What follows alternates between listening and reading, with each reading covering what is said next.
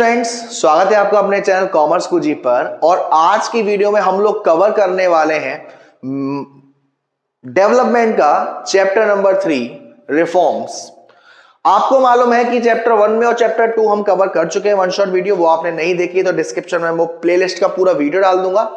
अगर अब तक आपने चैनल को सब्सक्राइब नहीं किया तो सब्सक्राइब कर लेना ध्यान से। डिस्क्रिप्शन में आपको मेरा व्हाट्सएप नंबर और इंस्टाग्राम आईडी मिल जाएगी। अगर आप वहां भी ज्वाइन करना चाहते हैं तो ज्वाइन कर लेना, वहां मैं आपको इंपॉर्टेंट क्वेश्चंस वगैरह भी करवा रहा हूं। चलिए स्टार्ट करते हैं एग्रीकल्चर रिफॉर्म्स। फर्स्ट चैप्टर में हमने पढ़ा था चैप्टर 1 में कि हमारा जो एग्रीकल्चर सेक्टर था उसको किस तरीके से ब्रिटिशर्स ने बर्बाद कर दिया, किस तरीके से ब्रिटिशर्स ने उसको एक्सप्लॉइटेड किया। एक्सप्लॉइट मतलब एक्सप्लॉइटेशन, बर्बाद कर दिया। हमें तो लूट लिया मिलके हुस्न वालों ने, ऐसा बर्बाद कर दिया। तो अब उसको ठीक करने के लिए क्या क्या चीजें हुई वो हमने इस चैप्टर में पढ़ना है। सबसे पहले है लैंड रिफॉर्म्स। ये वो लैंड रिफॉर्म जमीन वाला लैंड है, कुछ और नहीं समझिएगा बच्चा लोग। तो लैंड रिफॉर्म्स का मतलब है कि जो हमारी जमीन थी उस जमीन में क्या क्या चेंजेस करे गए, इंस्टीट्यूशनल रिफॉर्म में क्या क्या चेंजेस लाए। सबसे पहला है एबोलिशन ऑफ इंटरमीडिएट्स। जो आपको पता होगा कि फर्स्ट चैप्टर में हमने पढ़ा था जमींदार। एक सिस्टम लागू किया था ब्रिटिशर्स ने, जमींदारी सिस्टम, जहां पे वो एज अ इंटरमीडिएटर काम करते थे। उस सिस्टम को खत्म किया गया। फिर सीलिंग ऑन लैंड होल्डिंग, कौन सी फैमिली के पर्सन कितनी जगह ले सकते हैं वो फिक्स किया गया, ताकि जो खेती बाड़ी है वो सिर्फ कुछ हाथों में ना रह जाए।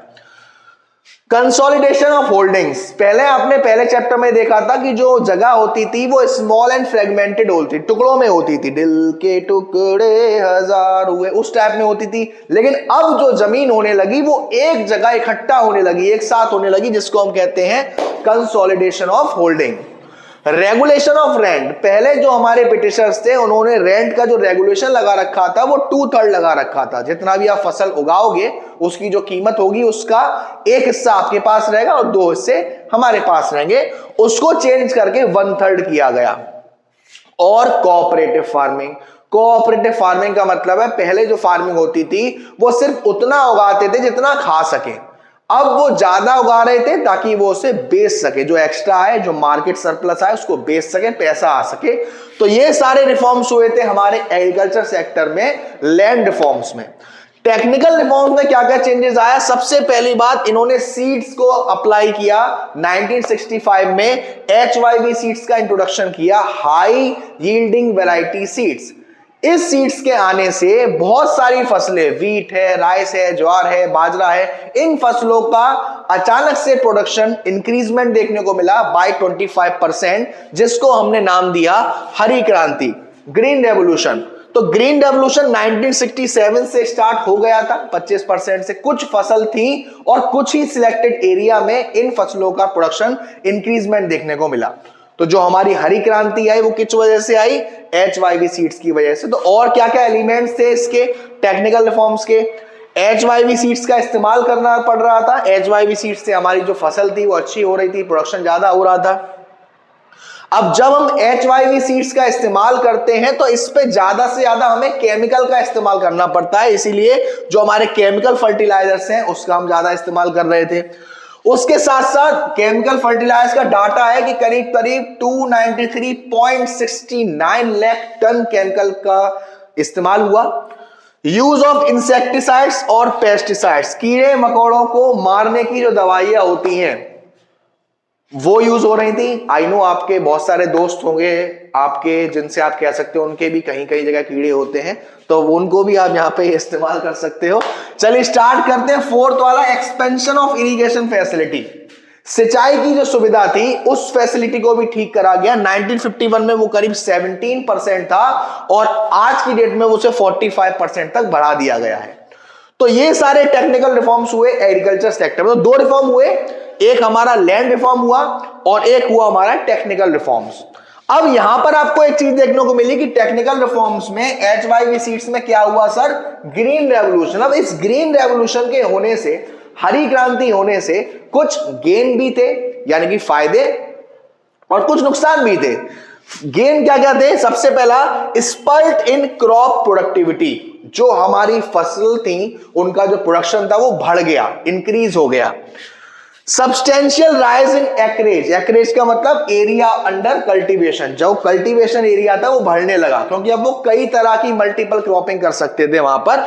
Shift from subsistence farming to commercial farming, पहले लोग उतना उगाते थे जितना खा सके, अब वो कॉमर्शियल यानी ज्यादा उगा रहे थे ताकि मार्केट सरप्लस हो और ज्यादा आए और हम उसे सेल कर सके। फिर आपका चेंज इन फार्मर्स आउटलुक, जो हमारे फार्मर्स थे उनके देखने का नजरिया चेंज हुआ। कॉमर्शियल फार्मिंग में जुड़े बफर स्टॉक, बफर स्टॉक का मतलब क्या है? एक ऐसा स्टॉक जो हमने फ्यूचर में कोई इमरजेंसी आती है, कोविड का टाइम आया था या कोई और इमरजेंसी आती है, उस समय इस्तेमाल किया जा सके, उसको हम कह रहे थे बफर स्टॉक। तो ये कुछ ग्रीन रेवोल्यूशन के फायदे थे। अच्छा, लिमिटेशन क्या है? सबसे पहली बात, लिमिटेड क्रॉप्स, हर फसल का प्रोडक्शन बढ़ा नहीं, कुछ फसल का प्रोडक्शन बढ़ा नहीं। कौन सा? जैसे जूट है, कॉटन है, टी है, इनकी जो फसल था उसमें कोई इंक्रीजमेंट देखने को नहीं मिला। अनइवन स्प्रेड, हर जगह हर एरिया में ग्रीन रेवोल्यूशन नहीं हुआ। जैसे कि हरियाणा की बात करी जाए, महाराष्ट्र की बात करी जाए, तमिलनाडु की बात करी जाए, यहां पर तो ग्रीन रेवोल्यूशन हुआ था, लेकिन बात करी जाए यूपी की, बात करी जाए बिहार की, बात करी जाए मध्य प्रदेश की, यहां पर हमें ग्रीन रेवोल्यूशन कोई भी इफेक्ट देखने को नहीं मिला। Limited farming population, HYV seeds जो थी हमारी वो काफी महंगी आती थी और उस पर काफी खर्चा करना पड़ता था। और आपको मालूम है कि हमारे देश में जो फार्मर्स है वो डिवाइडेड है, स्मॉल है, मार्जिनल है, मीडियम है, तो इसकी वजह से डिवाइडेशन हो गया। जो बेचारा स्मॉल फार्मर्स हैं वो उसको खरीद नहीं पाता था, जिसकी वजह से उसको उसका फायदा मिला ही नहीं। और जब ऐसा हो रहा है तो इससे एक इकोनॉमिक डिवाइडेशन हो गया रिच और पुअर में। तो ये तो सारे हमारे एग्रीकल्चर रिफॉर्म्स। अब हमारे कुछ रिफॉर्म्स, एग्रीकल्चर रिफॉर्म्स के बाद हमारे भारत में जो इंडस्ट्री थी, आपको पता है कि हमारे जो इंडस्ट्री थी उसमें हैंडीक्राफ्ट गुड्स वगैरह जो थे उन सबको हटा दिया गया था। अब इंडस्ट्री को ठीक करने के लिए सबसे पहला क्वेश्चन राइज होता है कि पब्लिक सेक्टर को क्यों आना पड़ा बीच में, पब्लिक सेक्टर की क्यों नीड पड़ी। सबसे पहली बात, हमें इंडस्ट्रीज को अच्छे से स्टार्ट करने के लिए काफी सारा पैसे का नीड था, लैक ऑफ कैपिटल, और वो पैसा कहां से आएगा? पब्लिक सेक्टर से। लो inducement to invest, private sector जो थे, प्राइवेट ओनरशिप जो थी, उनके पास इतना पैसा नहीं था और ना ही वो पैसा लगाना चाहते थे। इंड्यूसमेंट का मतलब कर्ज, मतलब कुछ करने की इच्छा, तो लो इंड्यूसमेंट टू इन्वेस्ट, वो लगाना नहीं चाहते थे। और तीसरा, अगर पब्लिक सेक्टर पैसा लगाएगा तो जाहिर सी बात है वो सोशल जस्टिस पर भी ध्यान देगा। इस रीजन की वजह से इंडस्ट्री सेक्टर को सबसे ज्यादा जरूरत पड़ी पब्लिक सेक्टर की।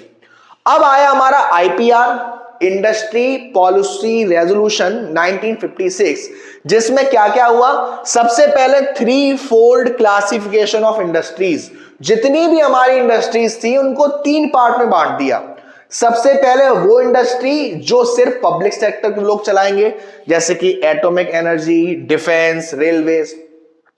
उसके बाद mixtures of private sector and public sector, लेकिन इसमें प्राइवेट सेक्टर का रोल सेकेंडरी रहेगा, पब्लिक सेक्टर का रोल मेन रहेगा, जैसे कि फर्टिलाइजर्स इंडस्ट्री, माइनिंग इंडस्ट्री। और जो इन दोनों में इंडस्ट्री नहीं आती वो थर्ड पार्ट में यानी प्राइवेट है, यानी पहली पब्लिक सेक्टर, दूसरी पब्लिक प्राइवेट दोनों, लेकिन मेन रोल पब्लिक का ज्यादा, और तीसरी प्राइवेट सेक्टर। तो ये 3 फोल्ड क्लासिफिकेशन ऑफ इंडस्ट्री करा गया। उसके बाद इंडस्ट्रियल लाइसेंस अगर आप लेते हो, रूरल एरियाज में लाइसेंस लेना हो तो लाइसेंस लेना लगाया गया, लाइसेंस लेना जरूरी है आपके लिए। और इंडस्ट्रियल कंसेशन, जो भी इंडस्ट्रीज थी उनमें कुछ कंसेशन मिल जाता था, जैसे कि कभी कभी आपको टैक्स पेड नहीं करना, पावर जो सप्लाई आप यूज कर रहे हो उस पर सब्सिडी मिल जाएगी। सब्सिडी एक हेल्प होती है मॉनेटरी टर्म्स में जो गवर्नमेंट देती है हम लोगों को। तो ये सारी चीजें हमने करी IPR में। अब लार्ज स्केल इंडस्ट्रीज को हम मोटिवेट कर रहे थे ताकि ज्यादा से ज्यादा इंफ्रास्ट्रक्चर फैसिलिटी सही हो, बिजली की सुविधा, कम्युनिकेशन की सुविधा, ट्रांसपोर्ट की सुविधा। लेकिन वहीं स्मॉल स्केल इंडस्ट्रीज पर भी फोकस किया जा रहा था, क्योंकि small scale industries labour intensive technique पर काम करती हैं, और जो कंट्रीज में industry, small scale industry labour intensive पर काम करेगी तो ज्यादा से ज्यादा जॉब निकलेंगी। तो एम्प्लॉयमेंट को प्रमोट करने के लिए और इक्विटी को प्रमोट करने के लिए स्मॉल स्केल इंडस्ट्री को भी प्रमोट किया जा रहा था। स्मॉल स्केल इंडस्ट्रीज हमारी वो इंडस्ट्री होती है जिनका जो इन्वेस्टमेंट है वो 10 करोड़ से कम होता है और जो टर्नओवर है पूरा वो 50 करोड़ से कम होता है आज की डेट में। पहले तो जस्ट 5 लाख था 1951 में। अब स्मॉल स्केल इंडस्ट्री के ऊपर एक कमेटी बैठी हुई है जिसको हम कहते हैं कर्व कमेटी। 1955 में ये कमेटी बनाई गई ताकि जो भी स्मॉल स्केल इंडस्ट्रीज के रूल्स एंड रेगुलेशंस है, कहां काम करेंगे, कहां ध्यान देंगे, वो सारी चीजें ये बता सके। तो जो हमारी स्मॉल स्केल इंडस्ट्रीज होती हैं उसमें 3 कैरेक्टरिस्टिक्स देखी गई। सबसे पहला, स्मॉल स्केल इंडस्ट्री हमारी लेबर इंटेंसिव था। अब जब लेबर इंटेंसिव टेक्निक थी तो ज्यादा से ज्यादा यहां पर जॉब निकल रही थी। दूसरा था, small scale industry shows locational flexibility, जो भी आसपास के एरिया में ही रहती है ताकि जो सामान कहीं बाहर से मंगाना नहीं पड़े और ट्रांसपोर्टेशन कॉस्ट खर्च नहीं हो उतना। तीसरा है, एसएसआई नीड स्मॉल इन्वेस्टमेंट, आपको इसमें ज्यादा पैसा नहीं लगाना, छोटे से इन्वेस्टमेंट से ही आप स्टार्ट कर सकते हो। तो ये तो बात थी हमारी स्मॉल स्केल इंडस्ट्रीज की। तो बेसिकली एग्रीकल्चर सेक्टर्स में क्या क्या रिफॉर्म्स हुए, इंडस्ट्री सेक्टर्स में क्या क्या रिफॉर्म्स हुए, वो हमने देखे।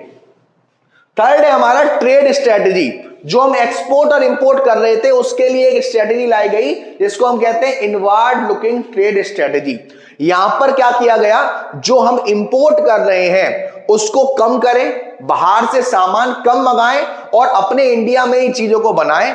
प्लस जो इंडिया की डोमेस्टिक कंपनीज हैं उनको बाहर की कंट्री से कंपटीशन फेस ना करना पड़े, यानी कि एक्सपोर्ट ज्यादा हो और इंपोर्ट कम हो। इस पॉलिसी को फॉलो किया ट्रेड इनवर्ड लुकिंग स्ट्रेटजी में। तो ये 3 चीजें हुई, एग्रीकल्चर सेक्टर्स में क्या क्या हुआ, इंडस्ट्री सेक्टर्स में क्या क्या हुआ, ट्रेड स्ट्रेटजी में स्ट्रेटजी को स्टार्ट किया गया।